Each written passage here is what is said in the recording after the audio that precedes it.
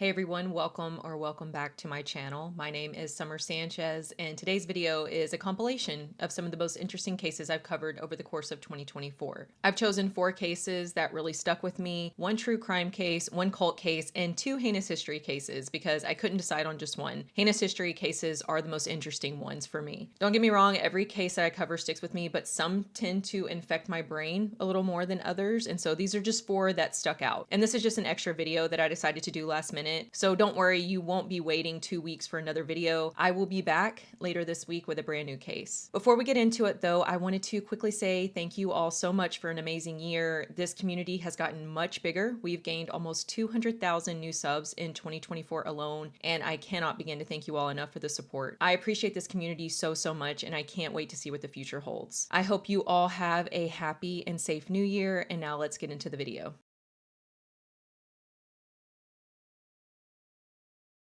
On March 31st, 2010, 39-year-old Teresa Stone spent the afternoon going to appointments and running errands before heading to her husband's insurance business in Independence, Missouri. Teresa helped her husband, 43-year-old Randy Stone, run the insurance agency, and together over the years, the two of them had grown a pretty successful business. Teresa had worked in the office most of that morning, but she had spent the afternoon doing stuff around town, shopping, running errands, stuff like that. After she was done with her errands, Teresa headed back up to the office to finish out the workday. But as soon as she pulled into the parking lot, she knew something wasn't right. The office looked like it was closed down for the day. The blinds were all shut the way they would be during non-business hours, and Randy's car was still in the parking lot in the same spot that he always parked in. So Teresa knew he was still there, but everything looked dark. So Teresa parks her car right next to Randy's car. She gets out and she walks up to the front office door, but when she tried to open the door, it was locked. Again, this was odd. That door was never locked during business hours. So Teresa got out her keys and she unlocked the door, and as soon as she stepped inside, she noticed how dark it was in the office. All of the lights were off and it was eerily quiet. Teresa slowly walked into Randy's office to look for him, but he wasn't in there. Nothing looked disturbed though. Randy's computer was still on as if he had just recently been working at his desk. So Teresa then peeks into a storage room to see if Randy's in there. But again, there was no Randy and there was nothing out of place. So Teresa then walked into her office. As soon as Teresa opened her office door, she saw her husband lying on the floor completely motionless in a pool of blood. Randy had blood pouring out of his ears, his skin was discolored, and his lips were blue. And Teresa panics. She steps over Randy, she grabs her office phone, and she starts calling for help. She called the first number she could think of, and that was her parents' phone number. And she tells them everything. She says, "I was running errands. When I got back to the office, I found Randy. He's been shot and he's dead on the floor." Teresa's parents are like, "Okay, you need to call for help. You need to hang up with us and you need to call 911. And that's exactly what Teresa does. She hangs up the phone and she calls 911. She tells the operator that she doesn't know what happened to Randy, but he's unresponsive, lying on the floor of her office. She says his skin is discolored, there's blood coming out of his ears, and she says, "I don't know what's going on. Maybe he fell or something. I don't know, but we need help immediately." As the police pull up to the agency, Teresa runs out of the building and she basically falls into one of the officers' arms and she's just sobbing and she's trying to tell them what she's just seen. So police cautiously walk inside because at this point they don't know if whoever did this is still in the building. If Randy really is dead, if someone had killed him,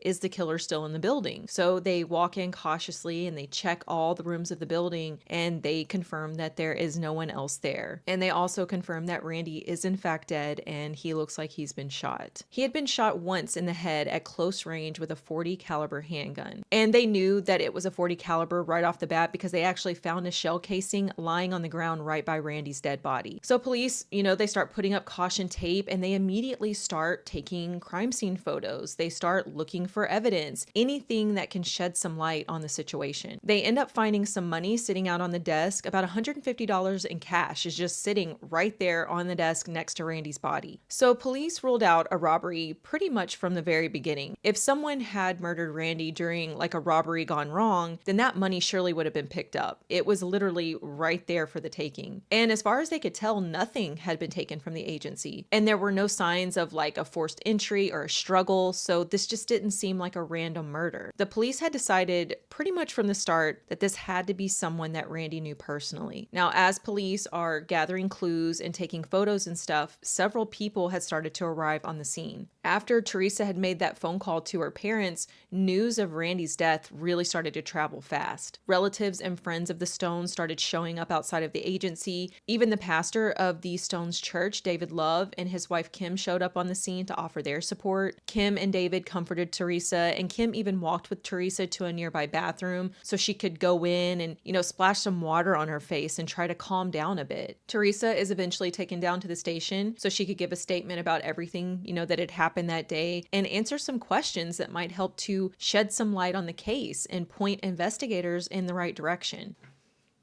Say hello. He won't stop crying at me, so he's going to sit on my lap while I record. So Teresa starts by giving police a play-by-play of her movements that day. Well, I was supposed to be up there at 1:45 to fill out paperwork, and my appointment was actually at 2. Okay. But the bank was kind of slow, so I didn't actually get there until about 10 till. And I left there about 2:15. So I had about an hour to spare. So I went shopping to Dress Barn. That's right. So I left Dress Barn about 2:41. She tells them that she had been at work that morning, but that she had left early that afternoon, and she had receipts. She said that she had went to several different stores and appointments. And as police are listening to Teresa tell them all of this, they're noticing that there are no tears in her eyes. She's talking in this cry voice, but they don't see any actual tears coming out. I saw blood coming out of his ear. Okay, blood coming out of his ear.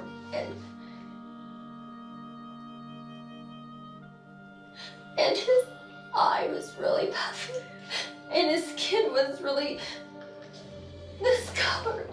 And I noticed he wasn't breathing. In fact, earlier in the car on the way over from the station, Teresa wasn't crying then either. She even told the officer who was driving her over to the station that she was sorry that she wasn't more upset, but she was all cried out. Again, she had just discovered her husband's dead body, but there was no emotion. Of course, people grieve in all different ways, but not only had her husband of 20 years just died, but he had been murdered and she had been the one to find him. But she's all cried out, she says, and now she's just very calmly giving this statement. I just don't think that that's a typical response, and the police didn't think so either. And so the investigators were already a little suspicious of Teresa. They asked her during this interview about the gun that was used in the murder. They had already determined that the murder weapon was a .40 caliber handgun. Like I said, they had found out that Randy actually owned a .40 caliber handgun. But Teresa told them that Randy no longer had that gun. He had actually sold it a while back ago. She says she didn't know who he sold it to. She didn't know anything about the sale. She just knew that he sold it. And then police turned up the heat when they dropped a bombshell. During their initial search of the crime scene, they discovered something very interesting in the trash can just feet away from Randy's dead body. Ripped up into several pieces was a love letter, and it was written by someone that the police had already pretty much determined was not Randy Stone. The handwriting didn't look anything like the handwriting that was written on paperwork from Randy's office. And this letter had obviously been written for Teresa. I'm not going to read out the entire letter, but I will tell you what some of it said. Happy birthday, love. You are so very precious to my heart. You possess the most tender spot in my heart. I care for you more than anyone else on earth, and I desire to be with you every moment of every day. Your birthday is my favorite day. I remember 9 years ago telling you that I had something for you in my office. It was me. I wanted to give you me. That kiss you took and then you gave me one back.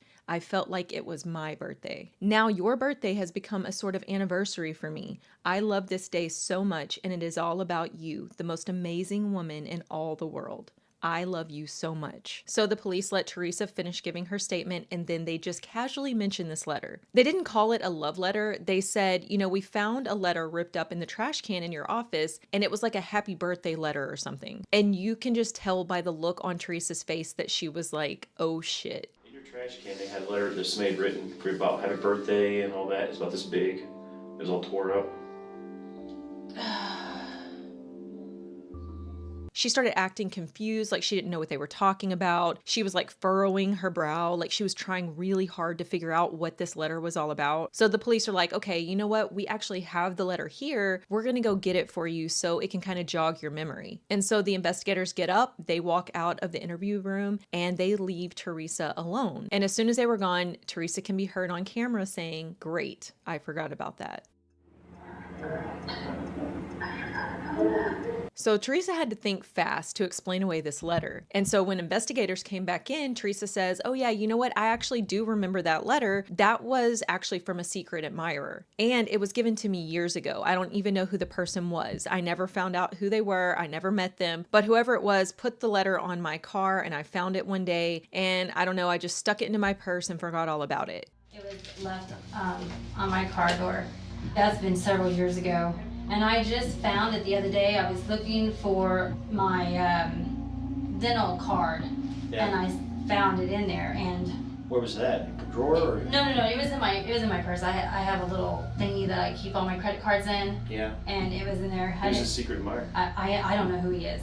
Now, the police knew that this story couldn't be true because the wording in that letter was very specific. Whoever wrote that letter to Teresa knew her personally and probably intimately. In that letter, the person said that whoever this was and Teresa had kissed 9 years ago in their office. It said things like, I love you so much, you're the most amazing woman in the world, you possess the most tender spot in my heart. Based on the wording of that letter, it definitely seems like Teresa knows who wrote it. So they're pretty sure that she's flat out lying about this letter. They believe that Teresa knows who wrote that letter, that she is in a relationship with this person, and the letter also implied that whoever wrote this letter has been in a relationship with Teresa for at least 9 years. Also, when Teresa called her parents, she told them that Randy had been shot. He was shot and he was dead on the office floor. But when she talked to the 911 operator, she told them that she didn't know what happened to Randy. Maybe he fell or something. Police also found out that after Teresa hung up with her parents, it took her 7 minutes to call 911. So what was she doing in those 7 minutes? By the end of that interview, the police strongly believed that Teresa was involved in Randy's murder in some way. But they needed more proof, so they let Teresa go for now. And Teresa seemingly had no clue that the police were onto her. She seemed like she was pretty happy with her performance, and her actions in the days following the murder were suspicious. First of all, just one day after her husband had been murdered, Teresa went to a tanning salon and had herself a nice, relaxing tan. And before she left the tanning salon, she asked them to transfer her dead husband's remaining prepaid tanning credits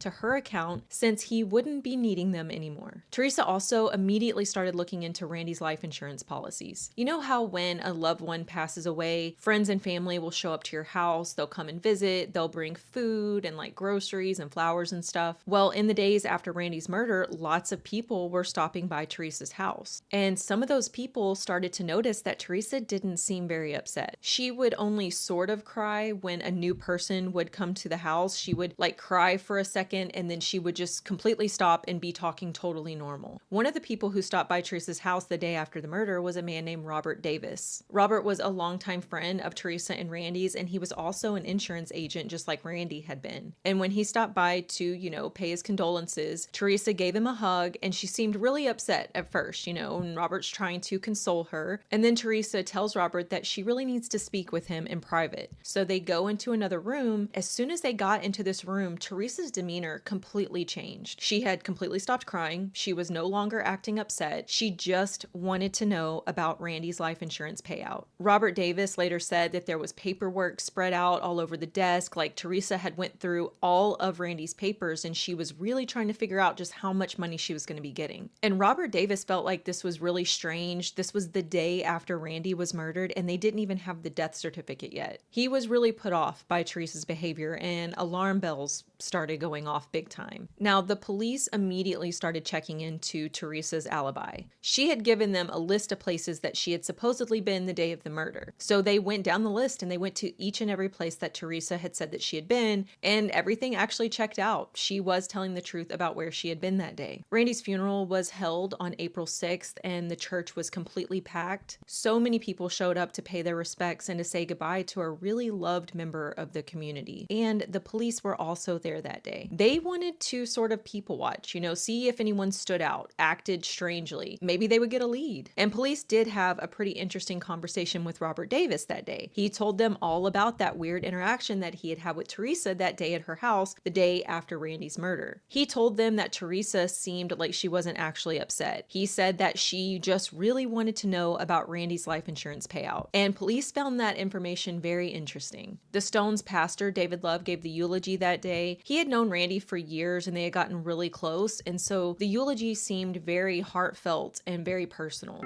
We weep not just because of the separation from our loved one, but because of all the questions that death brings. Questions like why? Why him? Why now?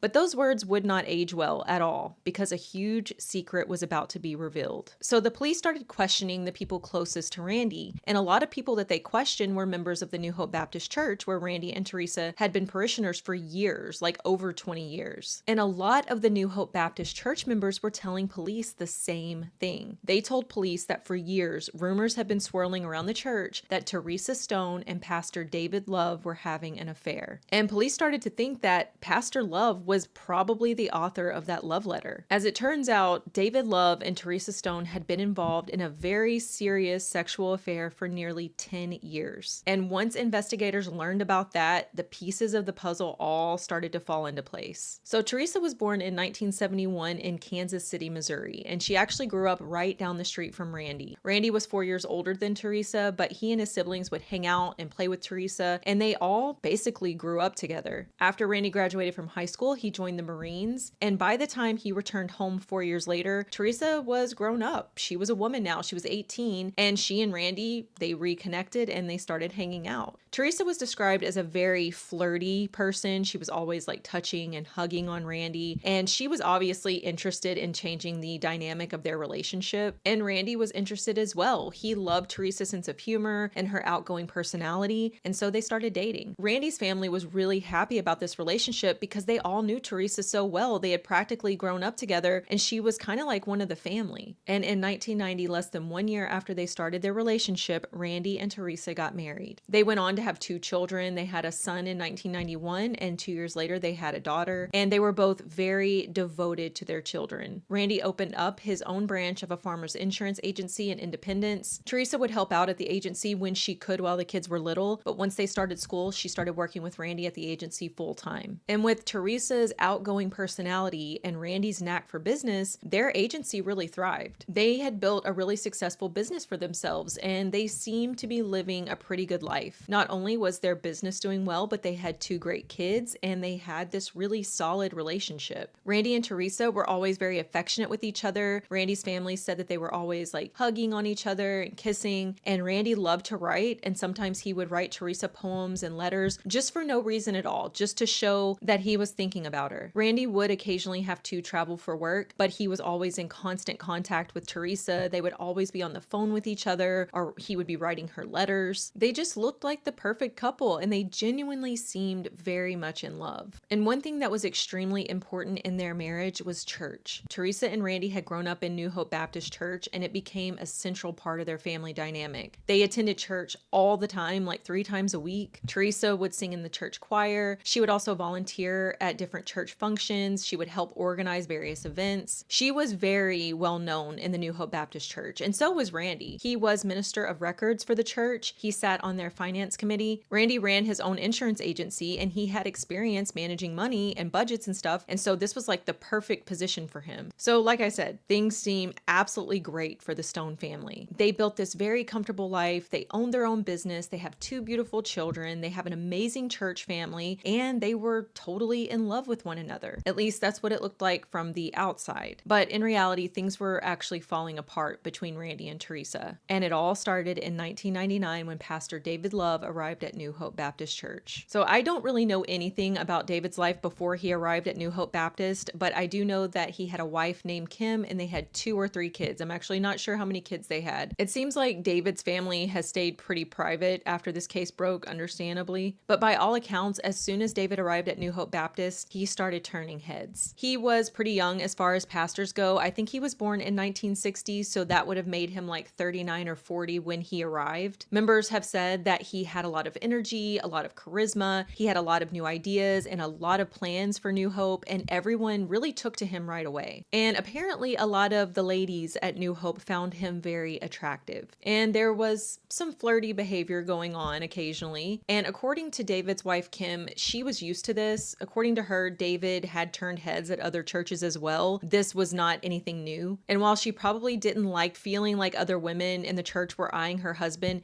she seemed accepting of it. I don't know if that's the right word. She seemed to tolerate it well. But there was one member of the church who was getting a little too close with David, and that was Teresa Stone. Teresa would be very touchy with David. She was seen resting her head on David's shoulder a few times as well. And Kim would later say that she knew that there was something different about this relationship between David and Teresa. But I imagine that some people in the church wrote this behavior off as just like a close faith-based relationship between a pastor and his parishioner. At least at first, they probably did. But eventually, Teresa and David would be seen going into his office alone a lot. They said that they were having counseling sessions, and to be fair, David did have these sessions with other members of the church. Even Randy would go to David's office once a week to be counseled. So just about a year after David took over the church, he and Teresa were having a full-blown affair, and this affair became very intense very quickly. Based on that letter that David wrote Teresa, he made the first move 9 years earlier in his office. He said that he asked her to go to his office on her birthday, and that's the first time they kissed. So it seems that after months of flirty exchanges and sexual tension, David finally pushed their relationship to the next level, and he kissed Teresa for the first time that day. And that was it. After that day, they were sneaking away to see each other any chance they could get. They started meeting up for those counseling sessions way more often. By some accounts, Teresa would be seen going into David's office multiple times a day, every day. And you can just imagine what was happening during those counseling sessions at the church. This was not a little fling either. This wasn't like, they were just hooking up for the excitement or to like shake up the monotony of their lives. They were in a full-on relationship. This affair went on for 10 years, an entire decade. Teresa Stone and Pastor David Love were living double lives. On the outside, they were keeping up appearances. They were still loving towards their spouses. They were still doing things with their families. They appeared to be living their typical lives, but in secret, they were sneaking away to have sex anytime they could. David would email naked photos of himself to Teresa, and I actually don't know if Teresa sent David nude photos as well, but I know that police found naked photos of David on his computer. They also sent each other very sexual messages about all the things that they wanted to do to each other. But like I said, this was not just about sex. David and Teresa, they were falling in love with each other. They both got burner phones so they could talk to each other more often without their spouses knowing, and they even started planning their wedding. David would email Teresa asking like what type of wedding she wanted to have, and if she wanted to have flowers at the wedding, and if she did want flowers, what kind of flowers did she want? And Teresa would respond and she would say, that she did want to get married and that she wanted like a simple wedding and she maybe wanted to have a rose garden. Teresa really liked the idea of becoming a pastor's wife. She really wanted that status in the church. Remember how devoted Teresa is to New Hope Baptist. She was at that church all the time. She loved that church. She grew up in that church. So the idea of becoming like First Lady of New Hope Baptist, it sounded really good to Teresa. They were planning their lives together. They started mapping out what their futures would be when they finally left their spouses. And David's wife, Kim, she knew something was up. I'm not sure when she finally clocked on that there was something going on between David and Teresa. And to be honest, I don't know how much she knew before this case broke, but she definitely knew something. There was one day where David and Kim were at home and he told her that he needed to go into the garage.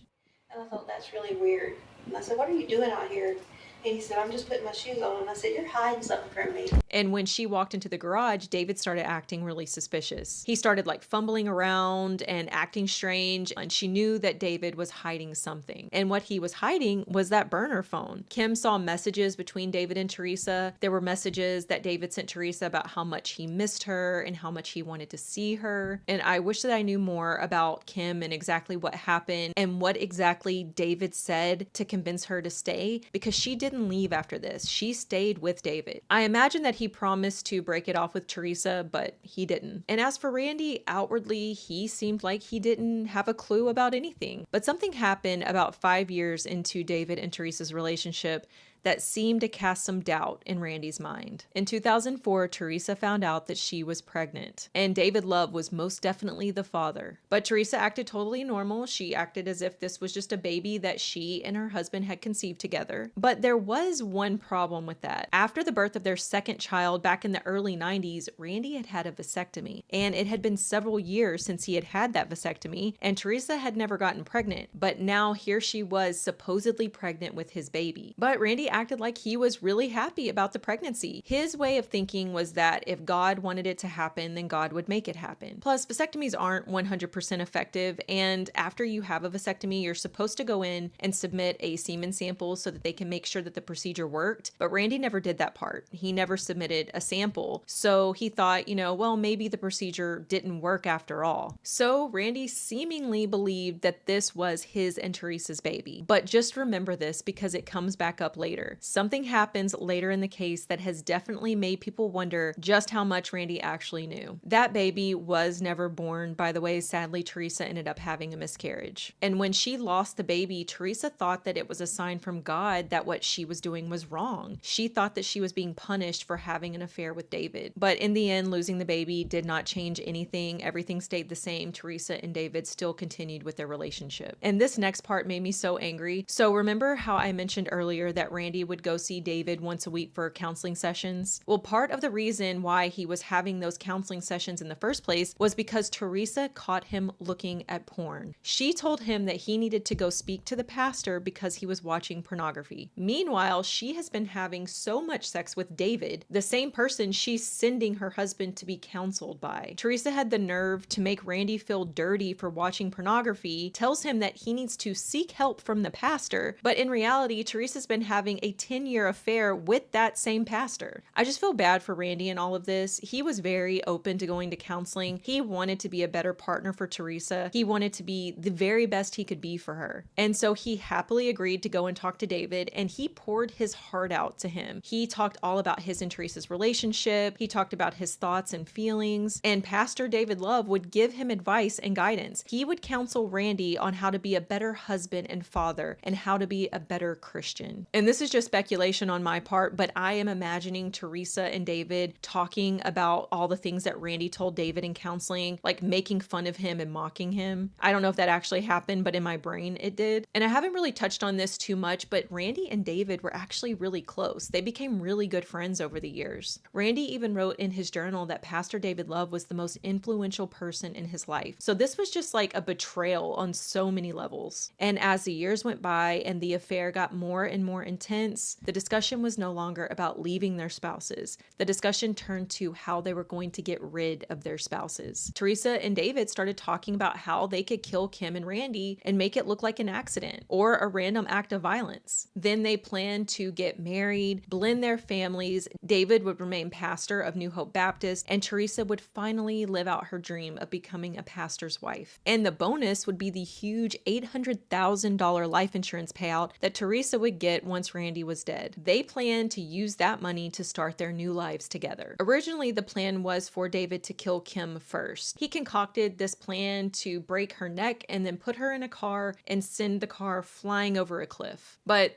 it didn't work out. He got cold feet in the end. So he did not go through with it. Instead, he turned his attention to Randy Stone. And there was a reason why he decided to get Randy first. On March 16, 2010, just 2 weeks before the murder, Randy discovered some discrepancies in the church finances. Randy was the minister of records for the church, like I said. He was on the finance committee. And one day, while he was going over the church finances, he discovered that some of the checks that David had written out to himself from the church account did not have a second signature. A second person was supposed to sign for those checks when anyone took out money from the church funds, basically as a witness. This was the system that New Hope put into place to ensure that no one stole any of the church funds. But some of the checks that David had written out to himself didn't have a second signature, and it very much looked like David had been taking money from the church without permission for reasons no one knew. So the next day, on March 17th, Randy confronted David. He wrote an email to David resigning from his positions as Sunday school teacher and minister of records. He basically said, "I'm done. I don't want to talk about it. I don't want anything to do with it. Me and my family will be leaving the church." Randy didn't want his name mixed up with any kind of church scandal, especially anything to do with money. He owned his own business. He had an insurance agency, and he was very well known in the area. A scandal like that could really hurt Randy's business. And David started to panic because he knew that Randy could go to the authorities. He knew Randy could leak this information to the members of the church and the community. And if Randy and Teresa and their family left the church, what would that mean for David and Teresa's relationship? It would be much harder for them to see each other, to sneak off and have sex with each other on a regular basis. So because of this, all of David's attention turned to Randy. Randy would now be his first victim, not Kim. He would have to wait to take Kim out. The situation with Randy needed to be handled first, and it was decided that David would shoot Randy. Teresa gave David the code to the garage door of their house. She also gave him the code to the gun safe where Randy kept all of his weapons. David then went to Randy and Teresa's home. He took Randy's .40 caliber handgun out of the safe, and this would be the murder weapon. On March 31st, 2010, Teresa worked that morning at the agency with Randy like she normally did, but she left early in the afternoon to go run some errands and to give herself a solid alibi. We actually don't know the details of the murder because David has never given an account of what happened, but we know that at some point while Teresa was gone, David Love arrived at the insurance agency and he killed Randy Stone with a single shot with Randy's own .40 caliber handgun. At some point, he shut the blinds and locked the door. It's assumed that he did this so that no customers would come in and discover Randy's body. He then sent Teresa a text message telling her not to go back to the office alone, and she knew what that meant. She knew that Randy was dead. But Teresa did not listen. She went to the office and she discovered Randy's body. And I just want to remind you all that David Love, Randy's killer, gave the eulogy at his funeral. And when you go back and listen to some of the wording that he used, it's chilling.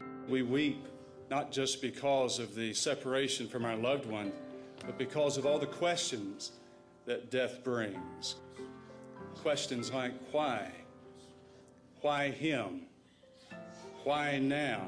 So after police interviewed a lot of members of New Hope Baptist and they learned about the rumors of the affair and the falling out between Randy and David, they decided to get Teresa in for another interview. By the way, this affair between Teresa and David has been referred to as the worst kept secret in New Hope Baptist. On April 20th, investigators decided to get Teresa back into the station and they started asking more questions. But this time they pretty much laid their cards out. They were like, look, your story is not adding up. We know that you know more than you're letting on. This was not a random murder. This was a planned killing. And Teresa is so phony throughout these interviews. I get severe secondhand embarrassment watching them, and I've had to watch them so many times during my research. This was a planned killing.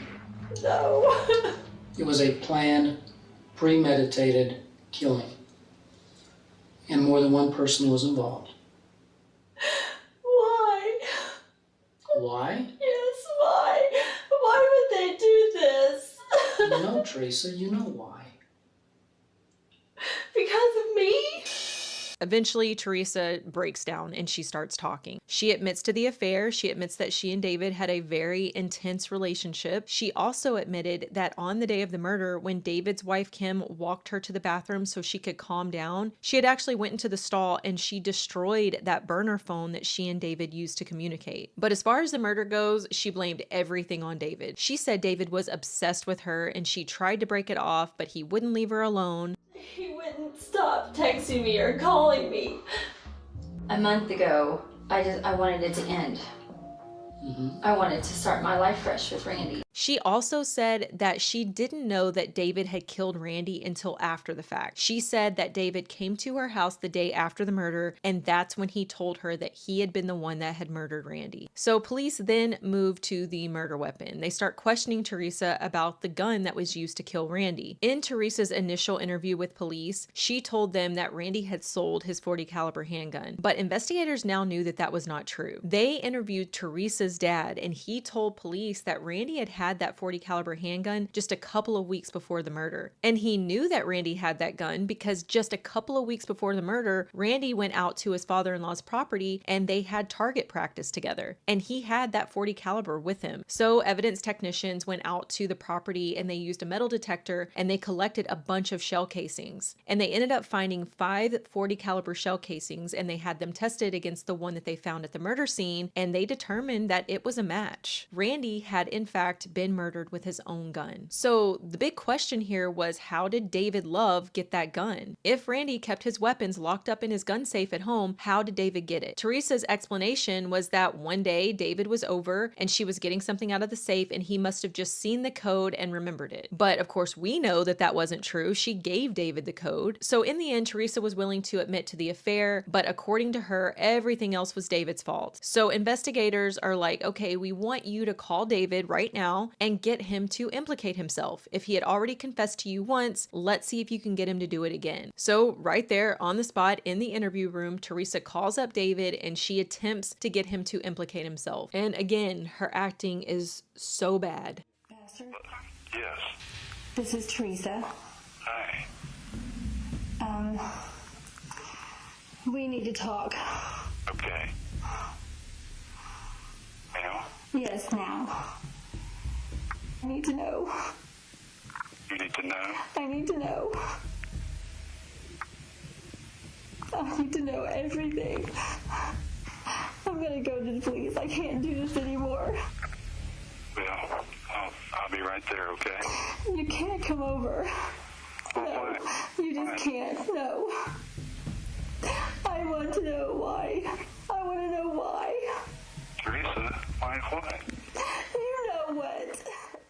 But David wasn't saying anything. She kept trying to bait him, but I think that he knew what was going on, and so he would not admit to anything. And actually, his wife Kim took the phone from him, and she confronted Teresa. She was like, "What do you want, Teresa? Why are you calling my husband?" David ended up hanging up the phone, though, before Teresa could say anything to Kim. So that plan didn't work. Their next idea was to bring David in for questioning and see if they could get him to confess. So they brought David in that same day, but the only thing he would say is that he had an alibi. He said that he was actually across town at a funeral far away from the insurance agency at the time of the murder. And that was all he said, and then he asked for an attorney. So police again are left with a ton of circumstantial evidence, but nothing solid. They had Teresa's account, which completely threw everything on David, but nothing substantial enough to hold David yet. So they allowed him to leave after that interview. So then David went home, he confessed the affair to his wife and his kids, and then he wrote out his resignation letter to New Hope Baptist Church. In this letter, he admitted to the sin of immorality, he apologized for failing them, and he left his position as pastor of New Hope Baptist. Within just a couple of weeks, David and Kim packed up and they moved to South Carolina, and David got a job as a truck driver. And over the course of the next few months, he did his best to blend into society, and he just had to hope that police wouldn't find any substantial evidence against him and hope that he wouldn't be arrested for murder. But on November 9th, 2010, David Love was arrested, and he was shipped back to Missouri to face charges for the first-degree murder of Randy Stone. Prosecutors felt like they had enough to charge David with at that point. They had the ballistics evidence confirming that Randy's gun was used in the murder. They knew that David had the opportunity to get that gun from the safe. They also had Teresa's statement that David had confessed to her, and they had also looked into David's cell phone records, and they were able to disprove his alibi that he had been far away from the crime scene. The cell phone records actually placed David very close to the insurance agency at the time of the murder. And police were really hoping that after they arrested David, he would give them something, anything. They were hoping that they would get some form of information out of them, but he said nothing. They were also hoping that since Teresa had turned on David, that he would then turn on her and tell them what her involvement was in the murder. But David would not turn on Teresa. Even knowing that she had blamed everything on him and he was now facing life in prison, he still would not implicate her. He was just totally devoted to Teresa. So in preparation for David's trial, a deposition was held and Teresa voluntarily took part in the deposition. Now, the prosecutors really needed Teresa's statements in order to convict David, but they also knew that Teresa was involved more than what she was letting on. So during the deposition, the prosecutor started asking Teresa a lot of questions about the murder weapon. They still didn't know for sure how David got that gun. They had an idea. They thought that Teresa had given David the code to the gun safe, and that's how he had access to it. And so while they were questioning Teresa about the gun, they told her,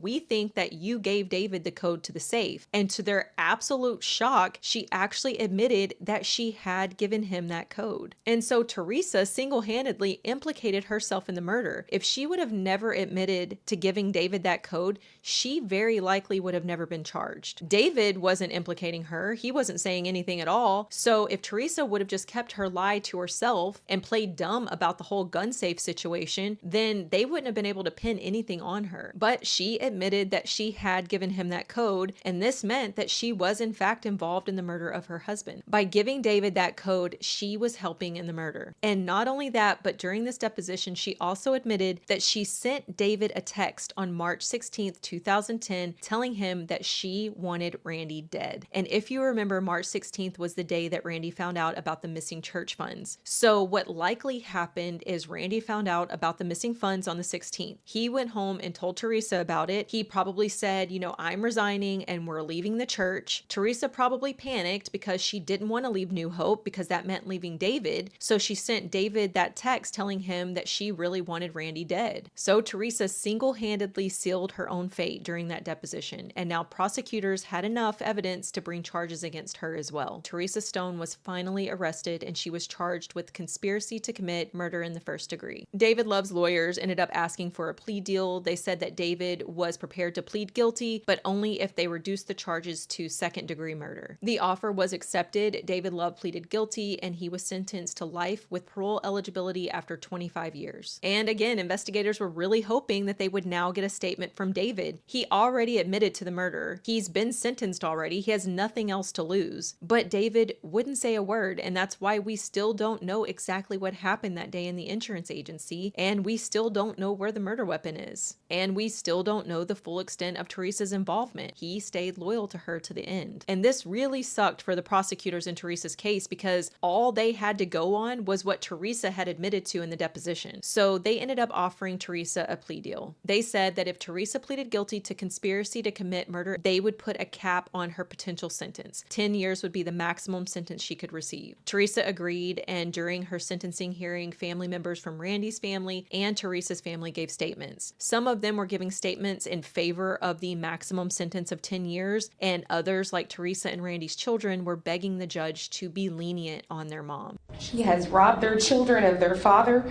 memories which they deserve to have with him. I know what my mother has done, and that she has made very bad choices, and that's why we're here. Losing my dad was extremely hard, but losing my mom would be harder. Teresa also gave a statement, and she was begging the judge to have mercy on her. I'm so sorry that I have allowed myself to get caught up in these bad choices that have led to the death of my husband. In the end, Teresa was sentenced to 8 years for conspiracy to commit murder. And Teresa actually seemed shocked that she received 8 years. It was like she thought she would just be let completely off the hook. Because she had helped out so much in David's case, she expected to get next to nothing. And remember earlier when I said that people now wonder just how much Randy knew about Teresa and David's relationship? Well, right after Randy's murder, when Teresa started trying to cash in on his life insurance policy, it was discovered that Randy had secretly changed the beneficiary from Teresa to their children. The money would only go to their 2 kids. And he had made that policy change right after Teresa announced that she was pregnant. So this was a huge shock to everyone, and it made a lot of people wonder how much Randy knew. It definitely seems like he knew more than he was letting on. David Love is serving his sentence in the Southeast Correctional Center in Charleston, Missouri, and he is eligible for parole in 2036. He will be in his 70s. And Teresa Stone is actually now a free woman. She served her time and she was released, and sources say as of 2022, she was living with a new partner in Kansas City, Missouri.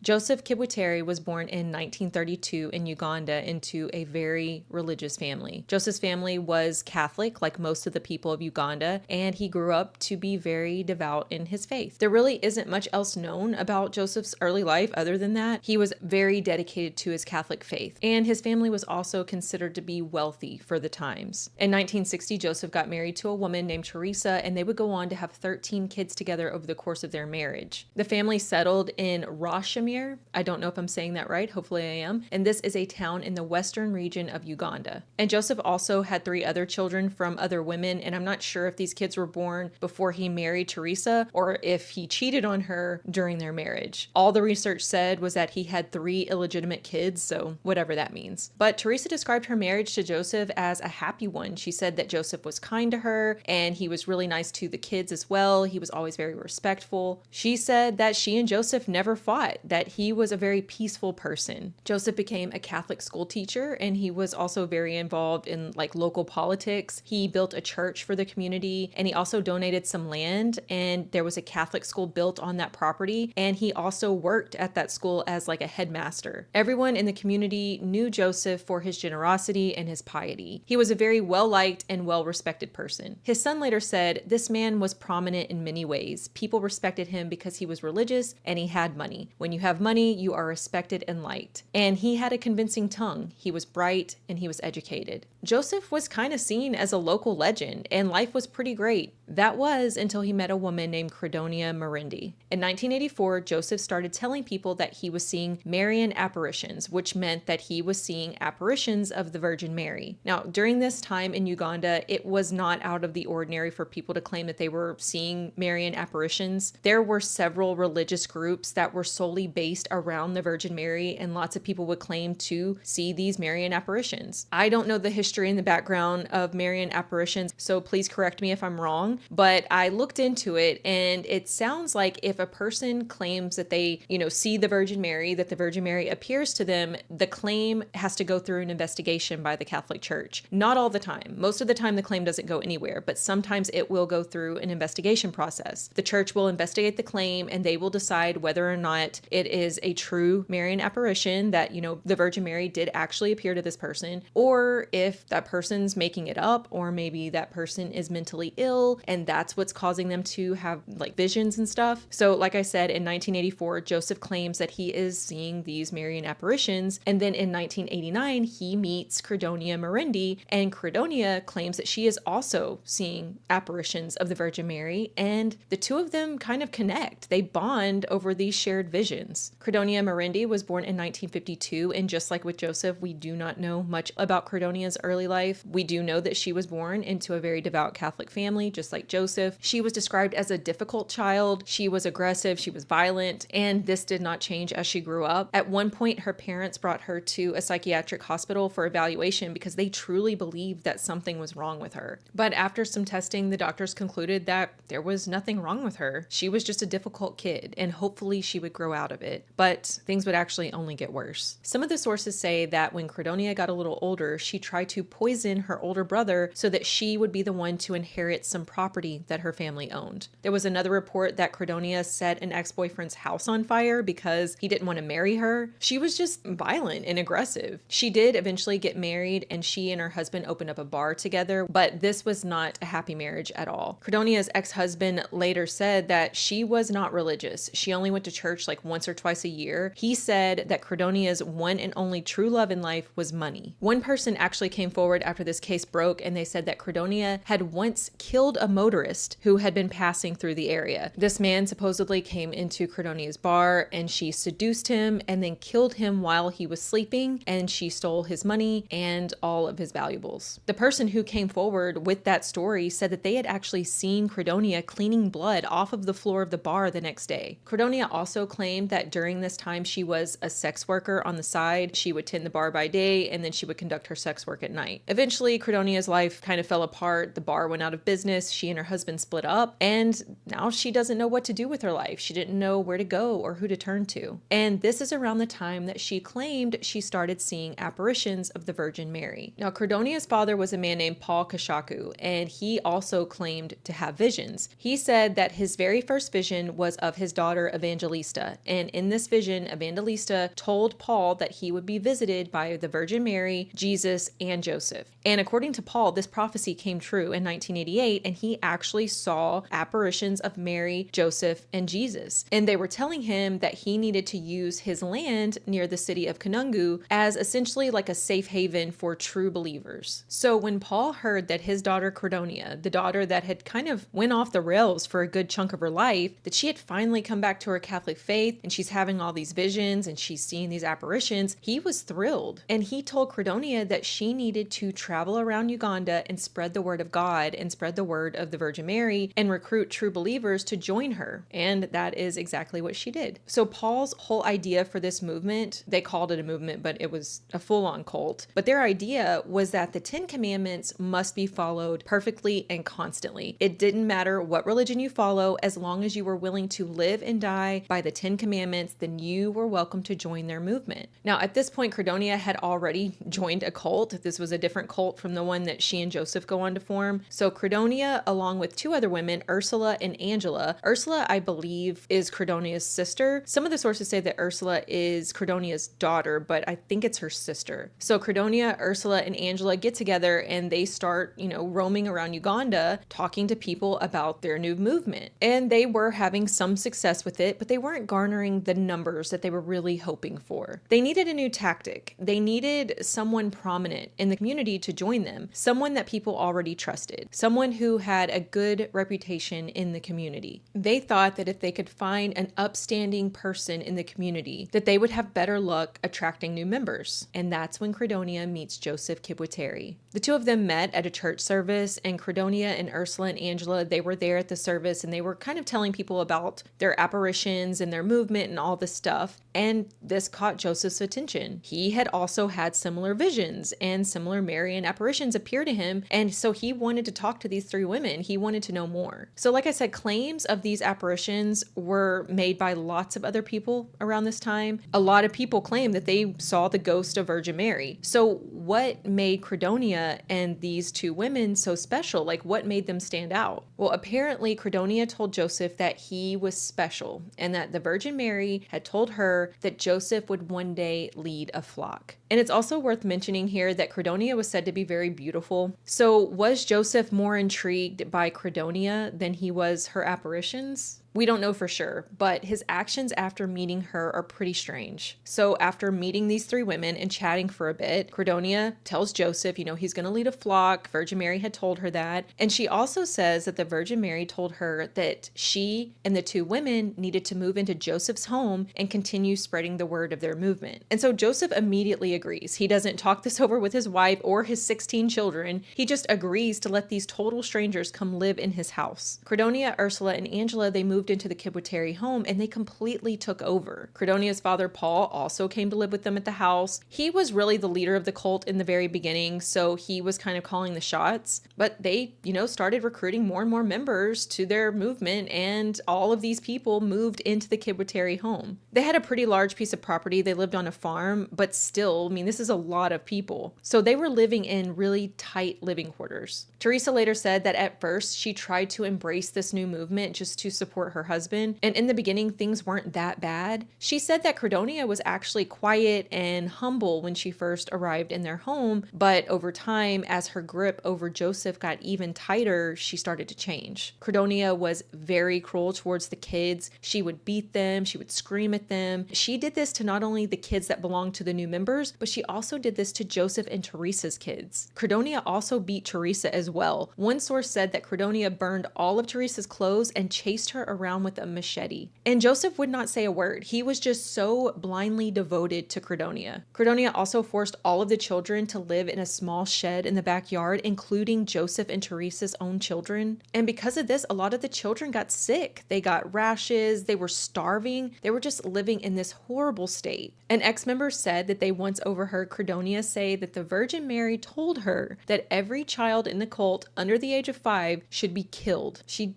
really did not seem to like children. And Joseph was just completely entranced by Credonia. He followed her around like a puppy, and he did whatever she wanted him to do. One of Joseph's sons said, "The next thing we knew, she was in our house and they decided to start their cult here. Soon she was beating us all. My father was in awe of her and would do anything she said." And Credonia eventually drove a wedge between Joseph and Teresa. She started telling Joseph that Teresa was a bad person, just making him think that his wife was evil. And she also told him that the Virgin Mary had commanded her and her sister Ursula to sleep in the same room as Teresa and Joseph. I'm not sure if anything like sexual happened or whatever, but still, it's a really weird situation. And Teresa felt totally helpless. She could see that she was losing her husband to Credonia into the cult, and there was nothing she could do about it. Joseph had always been a great father. He had always treated his kids really well. He loved his kids and he had always shown it. But like as soon as these strange women appeared, he's now completely turned his back on his family. And now Credonia and this movement, this cult, were the most important things in his life. Now at some point, Credonia's dad, Paul, the first leader of this cult, he died.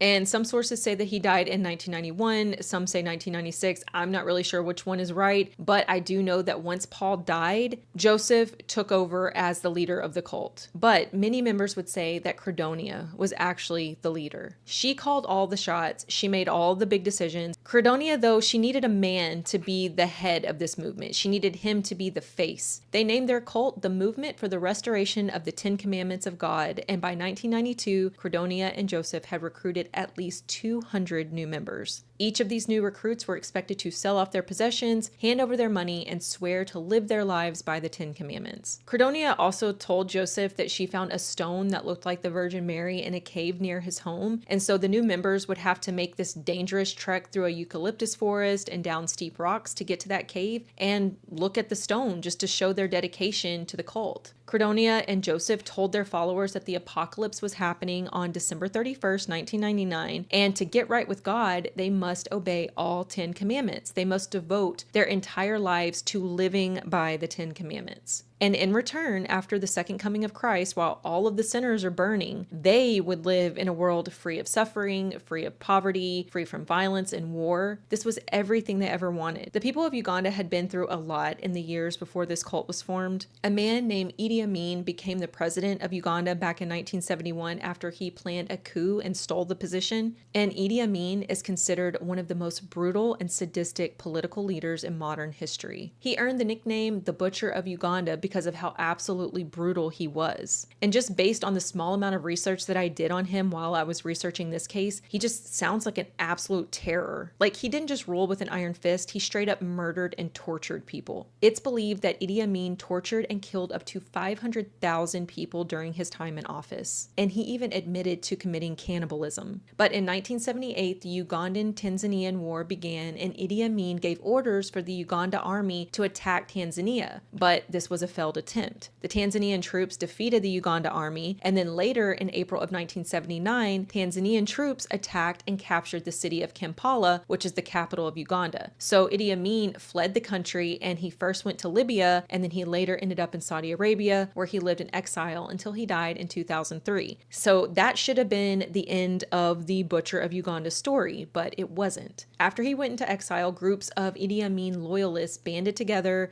they formed rebel groups, and they started a civil war in Uganda. This war became known as the Ugandan Bush War, and it lasted from 1981 to 1986. So for those years, the country was in turmoil. Thousands of people were killed during this war. And not only was the country dealing with the political unrest in the 80s, they were also battling the AIDS epidemic, which was absolutely devastating the area. So the idea that this world they knew, this world full of disease and poverty and war, would come to an end in the year 2000, which wasn't that far off, and then they would be left with a world free of disease, free of violence, free of hunger and poverty, well, it sounded like a dream come true. These were good, hardworking, honest people who were just looking for something to hold on to, and they thought that they were doing what was best for themselves and for their families. And so the cult just continued to grow, and they all lived right there on the Kibweteri farm. Credonia gave herself the title of the programmer, and she ran things behind the scenes, and Joseph was the face of the movement, and with Joseph as the face of the movement, it legitimized the group. Because of Joseph's social and religious status in the community, The people trusted him. And so for 3 years, this was life in the Kibweteri home. And over time, Joseph's family, they started to feel like prisoners in their own home. They were being mistreated. They weren't being fed. They were being brutally beaten. They were being overworked. And it was obvious that Joseph wasn't going to do anything about it. It became clear to Teresa and the kids that Joseph was never going to come to his senses. So in 1992, Teresa and the kids decided that the cult needed to go, and they finally took action against Joseph and Credonia. Teresa and her children banded together, and they forced Joseph and Credonia and their new recruits to leave. Actually, I think some of the people in the community were also trying to force them out. Just everyone was fed up with these people. And so just like that, Joseph abandoned his family. I mean, he had already basically abandoned them anyways, but now he's like physically leaving the home, and he would never return. So the cult packed up and they moved to Kanungu, a town in the western region of Uganda. This is the place where Credonia's father Paul had supposedly been told by the Virgin Mary to bring his followers. So they settled on some land right outside of Kanungu, and they built a compound, and all of the cult members lived right there in the compound. And like I said earlier, the followers would be expected to sell off their possessions and hand over the money to the cult leaders, Credonia and Joseph. And with the money that their followers gave them, Joseph and Credonia built a church. They built several houses and an office. The children who were brought into the cult were not allowed to attend public schools. Instead, they set up a school that they built right there in the compound, and that's the school that the children attended. And this cult was actually registered as a non-governmental organization in 1994, and their school was like licensed and everything. And in an attempt to reach a wider audience and recruit more members, they started spreading their message through the radio. And this actually worked.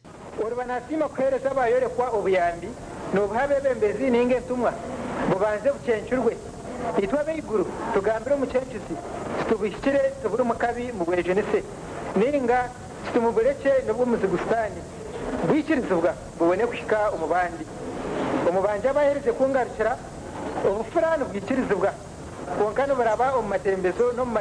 More and more people started joining the cult. Several excommunicated nuns and priests joined the cult, and more compounds were being set up around Uganda. At one point, it's believed their numbers grew to close to 4,000 members. And as the cult numbers grew, that meant more money was coming in from the people selling off their possessions and handing over their money to the leaders. But even with all of this money that was coming in from new recruits, the followers were fed very little. They were actually only fed on certain days of the week. They would have to go days sometimes without eating. And the cult members had a very rigid, harsh routine. They had to wake up at 3 a.m. and pray for 3 hours before they could start the day of chores. They grew their own food, they raised their own cattle, and the followers were expected to do all the work for zero pay. They were also ordered to dig these giant holes, so all day long you would see cult members digging in various areas. And so the people became weak and exhausted, and they would likely have been living in like a mental fog because of the lack of food and from being overworked. So this probably made them easier to control too.